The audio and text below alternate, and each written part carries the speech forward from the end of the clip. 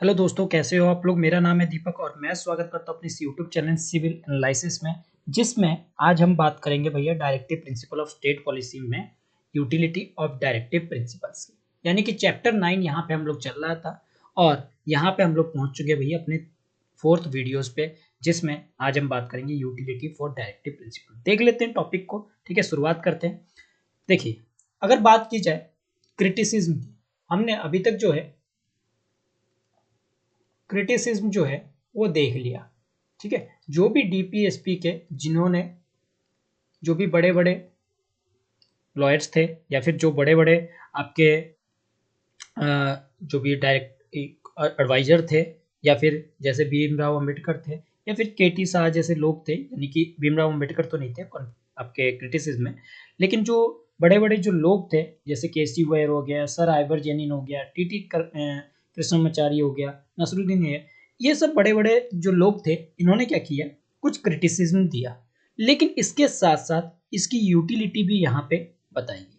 तो हमने अभी तक जो है डायरेक्टिव प्रिंसिपल के क्रिटिसिज्म को तो समझ लिया, लेकिन अब ये समझते हैं कि डायरेक्टिव प्रिंसिपल की यूटिलिटी क्या है, क्या ये सही में फायदेमंद है या नहीं है। अगर यूटिलिटी नहीं होता, क्या इसको कॉन्स्टिट्यूशन में ऐड किया जाता, हमारी जो संविधान है यानी कि पार्ट 4 है, क्या उसमें ऐड किया जाता।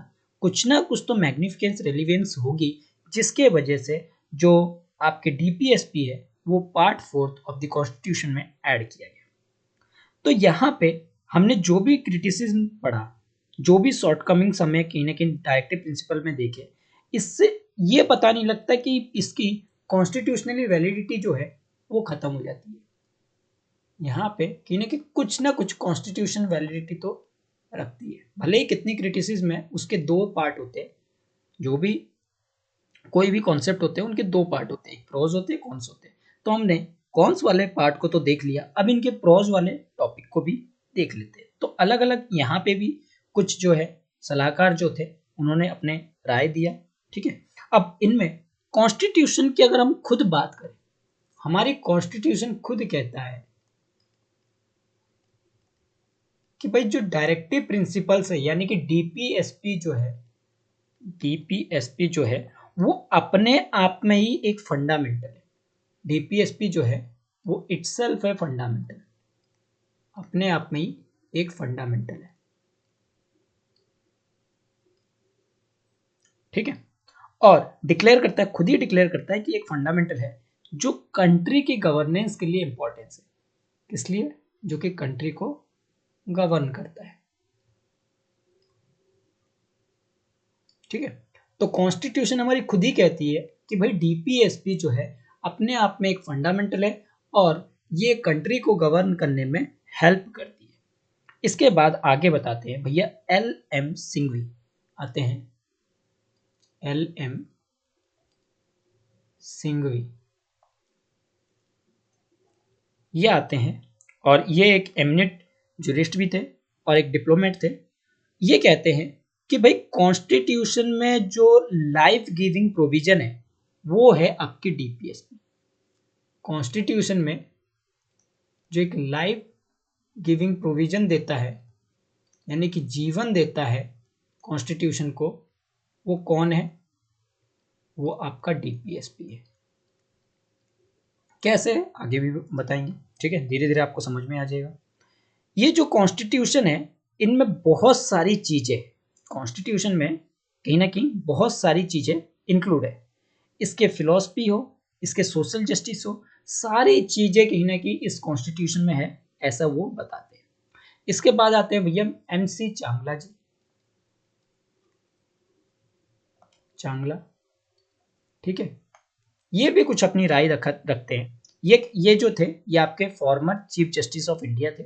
ये अपनी ओपिनियन देते हैं कि भाई अगर कंट्री इन सारे डायरेक्टिव प्रिंसिपल को इम्प्लीमेंट करने में सक्सेसफुल हो जाता है, ये जितने भी डीपीएसपी है अगर इसको सही तरीके से इम्प्लीमेंट कर देता है तो हमारा जो कंट्री है वो एक सिर्फ कंट्री नहीं रह जाएगा, एक हेवन बन जाएगा, यानी कि एक स्वर्ग बन जाएगा। ये कहते हैं डीपीएसपी अगर हमारी कंट्री में पूरी तरीके से इम्प्लीमेंट कर दिया जाए तो ये अर्थ जो होगा, अर्थ पे जो ये हमारी कंट्री है, ये कैसी हो जाएगी, एक हेवन के समान हो जाएगी, एक स्वर्ग के समान हो जाएगी। इंडिया एक सिर्फ डेमोक्रेटिक नहीं रह जाएगा कि पॉलिटिकल सेंस में एक डेमोक्रेटिक है, बट वेलफेयर में भी इसको सबसे पहले देखा जाएगा। हमारी इंडिया जो है वो वर्ल्ड की सबसे बड़ी कॉन्स्टिट्यूशन, यानी कि वर्ल्ड की सबसे बड़ी, आप कह सकते हो यहाँ पे डेमोक्रेसी है, सबसे बड़ी डेमोक्रेसी यहाँ पे एग्जिस्ट करती है। इसके साथ साथ एक वेलफेयर स्टेट भी कहा जाने लगेगा, क्योंकि ये सिटीजन के वेलफेयर पे काम कर रहा है, जो कि डीपीएसपी में मेंशन है। जो चीज डीपीएसपी में मेंशन है उस चीज को यहाँ पे इन्होंने, एमसी चेंगला ने बताया। इसके बाद भाई बारी आती है डॉक्टर भीमराव अंबेडकर की। डॉक्टर बी आर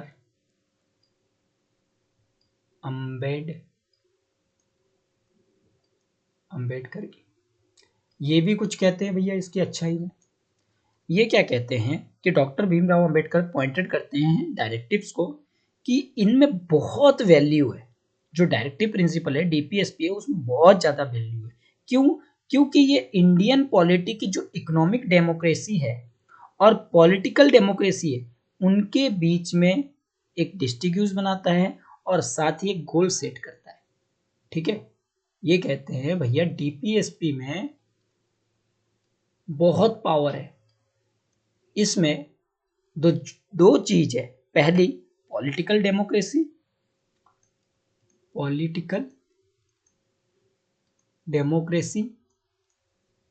और दूसरी बात होती है इकोनॉमिक डेमोक्रेसी। इन दोनों में क्या करता है, सबसे पहली चीज तो ये डिफरेंस लेके आता है डीपीएसपी। दोनों चीज में डिफरेंस लेके आता है ये डीपीएसपी। ठीक है, डिस्टिंग्विश करता है और साथ में एक गोल भी सेट करता है, किनके लिए, हमारी इंडियन पॉलिटी के लिए, कि भाई किस तरीके से हमें पॉलिटिकल डेमोक्रेसी भी बनाए रखनी है। यानी कि आप अगर कोई नेता को चुन के भेजते हो तो आप क्या सोचते हो कि वो हमारी भलाई के लिए काम करेगा, और नेता क्या सोचता है, नेता के पर्सपेक्टिव से देखे, यानी पॉलिटिकल पार्टी के पर्सपेक्टिव से देखे, वो ये सोचता है कि भाई डेमोक्रेसी मुझे बचानी है, और एक यहाँ मान लीजिए आपकी पॉलिटिकल पार्टीज है, ये पॉलिटिकल पार्टीज का ग्रुप है, ठीक है, यहाँ पे लोगों का ग्रुप है, पीपल ग्रुप है। अब लोगों के पर्सपेक्टिव से देखा जाए, ये कहेंगे कहीं ना कहीं हमें इकोनॉमिकल डेमोक्रेसी चाहिए, मतलब हमें पैसा चाहिए, रोजगार चाहिए, वेलफेयर चाहिए, ये सारी। और ये क्या चाहेंगे कि भाई हमें पॉलिटिकल डेमोक्रेसी चाहिए, हमें पावर चाहिए, सत्ता चाहिए, हम सबको चाहिए, पैसा चाहिए। तो इसके लिए ये दोनों को क्या करता है, अपने एक दूसरे को जोड़ के रखता है, और इसके साथ साथ यहाँ पे इन दोनों में क्या करता है, डिस्टिंग्विश कहीं ना कहीं लेके आता है। अगर ये पॉलिटिकल पार्टीज आज के टाइम पे इन डीपीएसपी को इम्प्लीमेंट सही तरीके से नहीं करते, लोगों की भलाई के लिए काम नहीं करते, तो लोग क्या करेंगे, इन डीपीएसपी को भाई एनालाइज करेंगे, एसेस करेंगे, और एसेस करने के बाद क्या अगले 5 साल इनको जो है सरकार रहने दिया जाएगा? भाई नहीं रहने दिया जाएगा, हटा दिया जाएगा। वो तो 2 साल के अंदर अंदर ही एसेस कर लेंगे कि भाई ये लोगों की भलाई के लिए काम कर रहे हैं या नहीं कर रहे हैं। तो यहाँ पे भीमराव अंबेडकर जी भाई डायरेक्टिव प्रिंसिपल को एक बहुत ही महान वैल्यू बताते हैं, और कहते हैं ये गोल होती है इंडियन पॉलिटी के लिए कि किस तरीके से इकोनॉमिक डेमोक्रेसी को ये किससे डिफरेंस करता है, पॉलिटिकल डेमोक्रेसी से। इसके बाद भैया आते हैं आपके ग्रेविन ऑस्टिन। ठीक है, ग्रेविन ऑस्टिन यहाँ पे क्या कहते हैं, जरा इनके बारे में देखते हैं। ग्रेविन ऑस्टिन यहाँ पे कहते हैं कि भाई डायरेक्टिव प्रिंसिपल का एम क्या है, कि भाई सोशल रिवॉल्यूशन लाना। ग्रेविन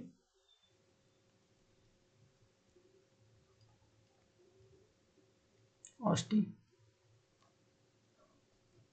ठीक है, ग्रेविन ऑस्टिन, ग्रैनविले, सॉरी ग्रैनविले है ये, ग्रैनविले ऑस्टिन, इनका कहना है कि भाई डायरेक्टिव प्रिंसिपल का जो एम है, उद्देश्य है, एम है, वो क्या है, आपके जो भी रिवॉल्यूशन है, सोशल रिवॉल्यूशन को क्या करना, गोल ऑफ सोशल रिवॉल्यूशन को फ्रॉस्टर करना, गोल्स ऑफ सोशल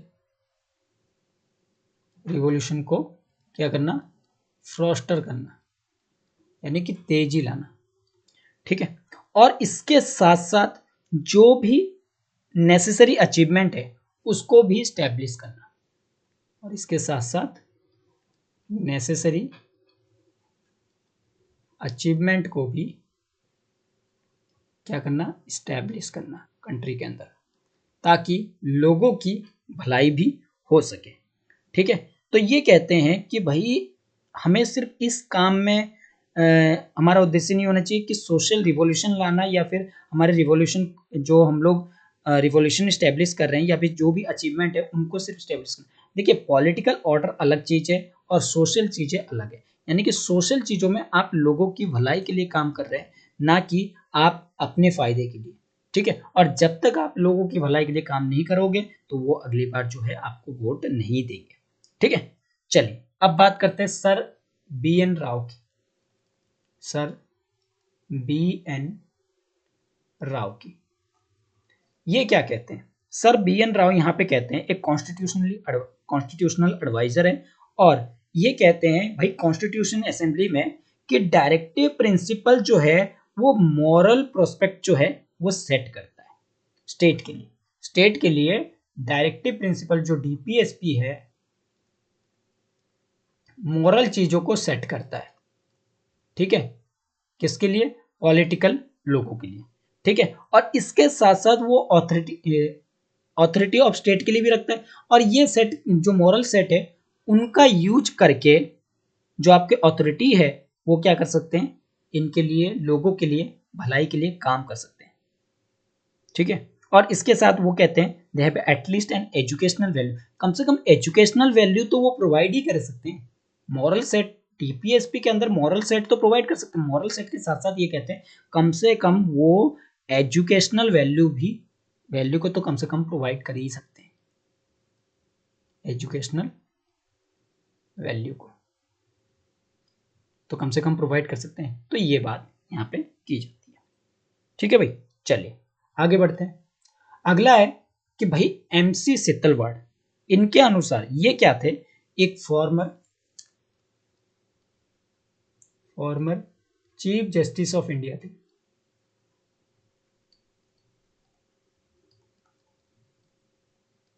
ठीक है, इन्होंने अपनी कुछ सजेशन बताई आपके डीपीएससी से रिलेटेड। क्या बताया, जो डायरेक्टिव प्रिंसिपल है भले ही ये लीगल राइट्स नहीं हो, भले ही इसमें रेमेडीज नहीं हो, कोई सिग्निफिकेंट नहीं हो, कोई यूजफुल, लेकिन फिर भी इसका आज के टाइम पे बहुत ही ज़्यादा इंपॉर्टेंस है, यूजफुल है। यहाँ पे कोई भी आपका ये पता है कि लीगल राइट नहीं है, कोई भी लीगल राइट्स नहीं है इसके पास, कोई भी यहाँ पे लीगल रेमेडीज नहीं है, नो लीगल रेमेडीज, और इसके साथ साथ इसकी सिग्निफिकेंट और यूजफुल जो है वो काफ़ी है। ये दोनों ना होने के बाद भी इसका यूज और या फिर हम इसके सिग्निफिकेंस की बात करें एंड सिग्निफिकेंस जो होगी वो काफ़ी इंपॉर्टेंट है। ठीक है, कैसे, इन्होंने कहा कि भाई जो डायरेक्टिव प्रिंसिपल है वो इंस्ट्रूमेंट ऑफ इंस्ट्रक्शन है या जनरल रिकमेंडेशन है सभी अथॉरिटीज के लिए जो भी इंडियन यूनियन में है, यानी कि जितने भी अथॉरिटीज हैं, चाहे वो आपके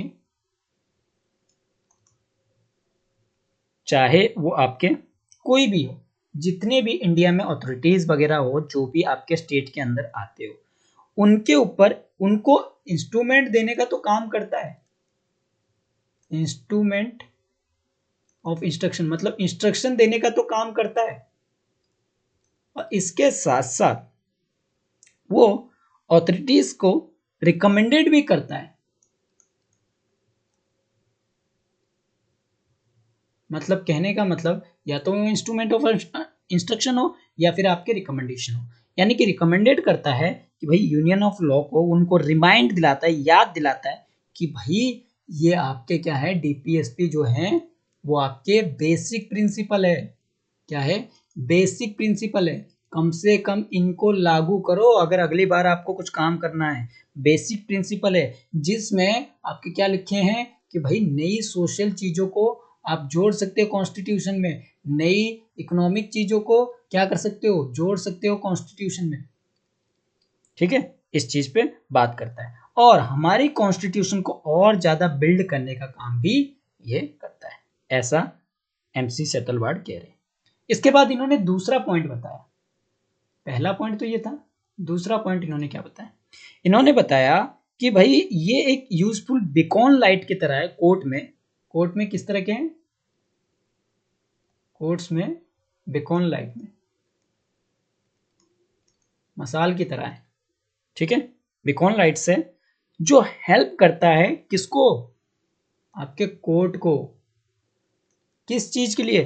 भाई ये रास्ता दिखाता है कि किस तरीके से पावर ऑफ जुडिशरी को रिव्यू किया जाए, exercising their power of judicial review. Judicial review को कैसे किया जाए, वो एक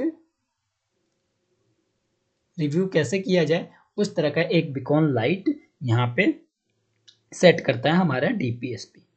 और यहाँ पे जो पावर है वो सही है या नहीं है, कॉन्स्टिट्यूशनल वैलिडिटी है या लॉ नहीं है, लॉ के साथ लॉ जो बना है, तो उस चीज को भी देखने का काम यहाँ पे कोर्ट का बन जाता है। ठीक है, इसके बाद तीसरा पॉइंट क्या कहता है कि भाई they form the domination of background of all state action. जो भी स्टेट एक्शन लेती है उनके लिए एक डोमिनेटिंग बैकग्राउंड बनाने का काम करता है। स्टेट एक्शंस में आपके चाहे वो लेजिस्लेटिव हो,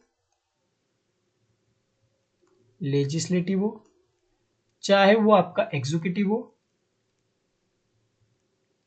या आपके कोई और जो भी रिलेटेड हो, और उनको क्या करता है, एक डोमिनेंट बैकग्राउंड प्रोवाइड करता है कि आप जो है, आपको कुछ काम करने को नहीं मिल रहा है तो एक काम कीजिए, आप सोशली और इकोनॉमिक चीज को इम्प्लीमेंट कीजिए। आपके पास कोई काम नहीं है भैया, आप चुनाव लड़के आए हो तो आपको पता नहीं है कि आपको करना क्या है, तो आप एक काम कीजिए, सोशल चीजों को रिफॉर्म कीजिए, आप इकोनॉमिकल चीजों को रिफॉर्म कीजिए,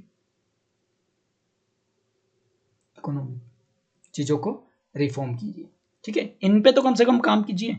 और इसके साथ साथ कोर्ट को भी गाइड करता है कि इन पे नजर रखे कि ये गलत काम तो नहीं कर रहे हैं, ये भी चीज का ध्यान है। इन्होंने लॉ बनाए, एक्ट बनाए, एक्ट बनाने के बाद उसको लागू करने की बारी है, अब लागू हो रही है तो अब कोर्ट देखेगी कि भाई ये गलत तो नहीं कर रहे हैं इस लॉ को लागू करके, तो ये काम किसका हो जाता है? कोर्ट का हो जाता है।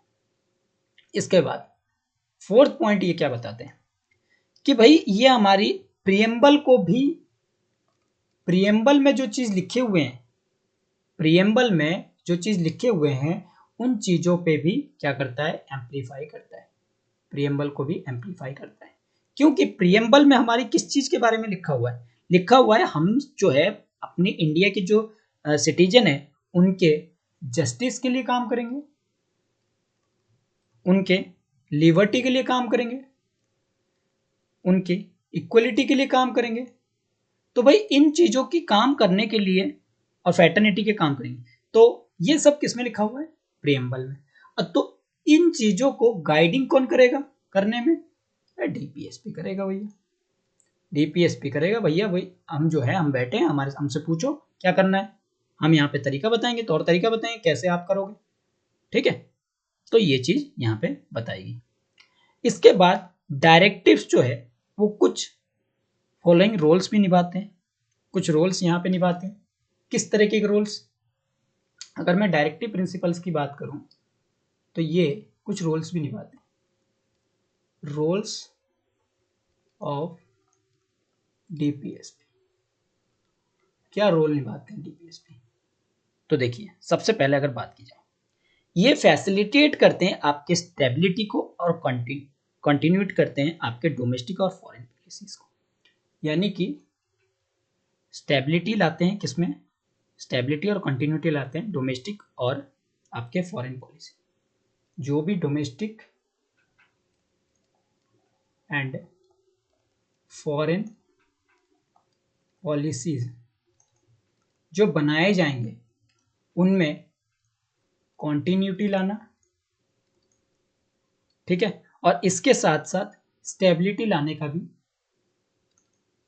काम कौन करता है? आपका डीपीएसपी करता है, ठीक है। और ये जो फॉरेन पॉलिसीज है, ये कौन कौन तरह की पॉलिसी हो सकती है? ये भैया ये पॉलिसीज हो सकती है आपके इकोनॉमिक मैटर पे, आपके सोशल मैटर पे, ठीक है। इन तरह के स्पेयर्स में क्या कर सकता है? कहीं ना कहीं जो है चेंजेस लाता है, ठीक है, पहला चीज। दूसरी बात ये एक सप्लीमेंट्री की तरह काम करता है fundamental rights of citizen. They are supplementary to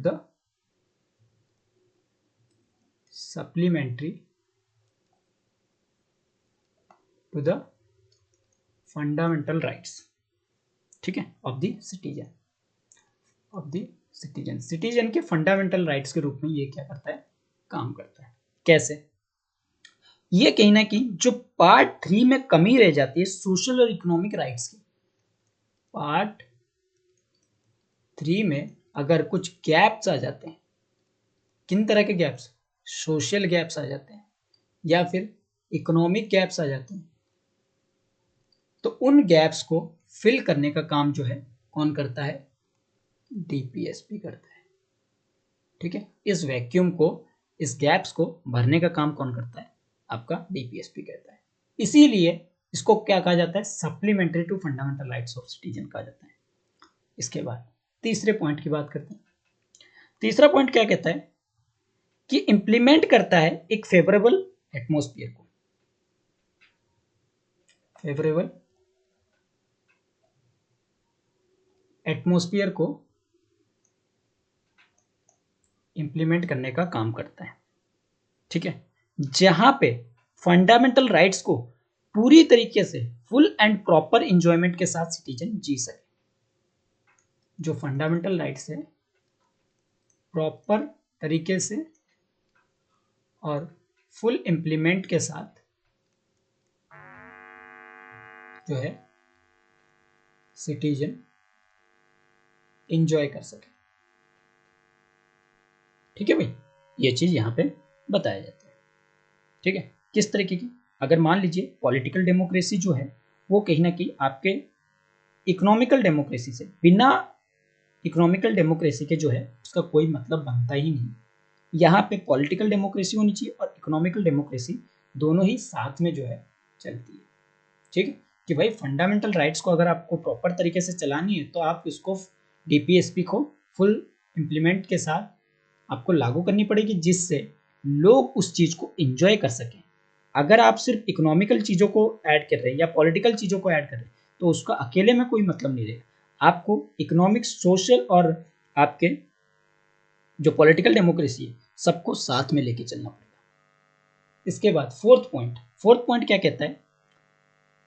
they enable the opposition of exercise influence and control of operation of government. ये जो भी गवर्नमेंट यहां ऑपरेशन में है, जो भी गवर्नमेंट ऑपरेशन में है यानी कि काम कर रही है,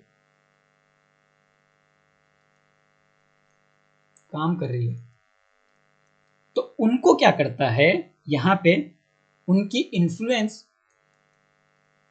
इन्फ्लुएंस को कहीं ना कहीं यहां पे कंट्रोल करने का काम करता है, और वो इन्फ्लुएंस को कंट्रोल करता है। और ये कंट्रोल कौन करता है? अपोजिशन करती है। भाई अपोजिशन बार बार ये कहते हैं कि भाई लोगों के लिए आपने क्या काम किया, आपने लोगों की भलाई के लिए क्या काम किया। तो रूलिंग पार्टी को पे ऊपर जो है अपोजिशन जो है वो क्या करती रहती है? ब्लेम करती रहती है कि भाई आपने तो इन गरीब लोगों के लिए कुछ किया ही नहीं, इनके लिए कुछ किया ही नहीं, इस बजट सेशन में कुछ है ही नहीं, इस लॉ में कुछ फायदा ही नहीं। तो यहाँ पे ब्लेम करने का जो है काम अपोजिशन करती है गवर्नमेंट के ऊपर, जो भी आपकी रूलिंग पार्टी है उसके ऊपर। इसके बाद फिफ्थ पॉइंट की बात करते हैं। इनका ये कहीं ना कहीं गवर्नमेंट का टेस्ट लेती है, गवर्नमेंट का क्या लेती है? टेस्ट लेती है कि भाई गवर्नमेंट जो परफॉर्मेंस है वो ठीक तरीके से कर रहे हैं या नहीं कर रहे हैं। अगर वो नहीं कर रहे हैं तो ये कहीं ना कहीं एग्जामिन कौन करते हैं, एग्जामिन कौन करते हैं भैया, सिटीजन ऑफ इंडिया करते हैं। सिटीजन ऑफ इंडिया जो है इसकी एग्जामिन करते हैं, किस चीज़ की, इनके पॉलिसीज की एग्जामिनेशन करते हैं, ठीक है। इनके जो प्रोग्राम है उनको एनालाइज करते हैं, और अगर इनमें कोई फॉल्ट नजर आता है तो भैया अगली बार आपकी गवर्नमेंट जो है नहीं आएगी, इसकी भी बात लोग कहते हैं। तो यानी कि जो भी गवर्नमेंट है अपनी, अगर सरकार, जो भी पॉलिटिकल पार्टी अपनी गवर्नमेंट लेके आ रही है, सरकार लेके आ रही है, तो उसको डीपीएसपी एक टेस्ट प्रोवाइड करता है कि आप इस चीज को परफॉर्म करो और एग्जामिन दो, और इसके बाद सिटीजन ऑफ इंडिया आपका डिसाइड करेगा कि ये ठीक है या नहीं है, आपके जो प्रोग्राम है, आपकी पॉलिसीज वगैरह जो आपने लागू की है वो ठीक है या नहीं है, ठीक है। ये कहता है 5th पॉइंट। 6th पॉइंट की बात करते हैं। They serve as a common political manifesto, एक कॉमन पॉलिटिकल मैनिफेस्टो प्रोवाइड करता है। मैनिफेस्टो यानी कि घोषणा पत्र, यानी कि दूसरे और जितने भी पॉलिटिकल पार्टी है एक कॉमन पॉलिटिकल मैनिफेस्टो किसके अंदर से निकाल के लेके आएंगे भैया, डीपीएसपी के अंदर से, कि भाई हम आपको घर प्रोवाइड करेंगे, वुमेन्स को सैलरी प्रोवाइड करेंगे, वुमेन्स को वर्क जो है वो इक्वल करेंगे। तो इस तरह की चीजें कहाँ से निकल के आएंगी, डीपीएसपी से। और ये पॉलिटिकल मैनिफेस्टो कहाँ से निकालेंगे, डीपीएस से ही, डीपीएसपी से ही। तो रूलिंग पार्टी यहाँ पे पॉलिटिकल आइडियोलॉजी के अलावा यहाँ पे कहीं ना कहीं अपनी प्रिंसिपल्स को, ये जो गाइड है या फिलोसफर है, इनको कहीं ना कहीं साथ में लेके अपनी लेजिस्लेटिव और एग्जीक्यूटिव एक्ट को लागू करेगी। रूलिंग पार्टी जो है वो ये नहीं कर सकती कि भाई ये जो डीपीएसपी है इसको पूरी तरीके से इग्नोर कर दे, इग्नोर तो कर ही नहीं सकती। अगर पॉलिटिकल पार्टी, जो भी रूलिंग पार्टी है, वो इन डीपीएसपी को इग्नोर कर नहीं सकती। अगर वो इस तरीके की इग्नोर करता है तो उसको जवाब देना पड़ेगा, ठीक है। तो ये था आपका यूटिलिटी ऑफ डायरेक्टिव प्रिंसिपल। आप चाहो तो रोल ऑफ डायरेक्टिव प्रिंसिपल को नोट कर सकते हो, ठीक है। तो ये बात करता है हमारे डायरेक्टिव प्रिंसिपल में यूटिलिटी क्या चीज है, क्या फायदेमंद है, इस चीज की मैंने यहाँ पे बात की। आई होप कि आपको आज का लेक्चर जो है वो अच्छा लगा होगा। अगर लेक्चर अच्छा लगा है तो इसको लाइक कीजिए, अपने दोस्तों के साथ शेयर कीजिए और सब्सक्राइब करना ना भूलिए। Thank you.